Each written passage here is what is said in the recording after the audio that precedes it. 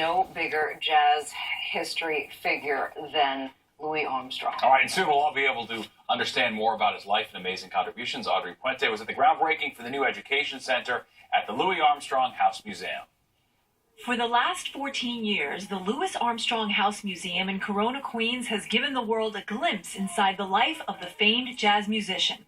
Today, the museum's executive director announced a new education center will be built right across the street. It'll have state-of-the-art exhibit area, it'll have offices, it'll have a museum store, it'll have a 68-seat jazz club, and it'll have a monumental research archives. And all that will be right across the street from Louis Armstrong's house. The new facility is expected to broaden the public's understanding of the New Orleans native by bringing over his archives, which are currently housed at Queens College. Right now, when visitors come to the Louis Armstrong house, they get a 40-minute tour, and they can look at our little existing exhibit area, maybe buy something in the museum store. When the new building is open, a visitor could spend a whole day here in Corona, listening to tapes, looking at photographs, touring the house, maybe even enjoying a concert in the jazz room. The 14,000 square foot education complex will house 1,600 recordings, 5,000 photographs, along with manuscripts and awards, and 5 of Louis Armstrong's trumpets.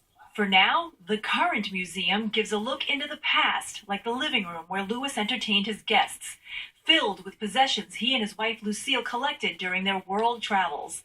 Meals were made in a striking blue kitchen with a custom-made chrome stove.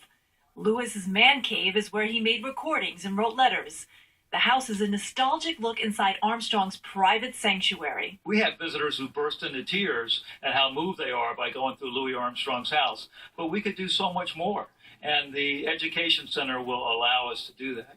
The new education complex is scheduled to open in the spring of 2019. From Corona, Queens, Audrey Puente, Fox 5 News. A legend right there. All right, well, a pro golfer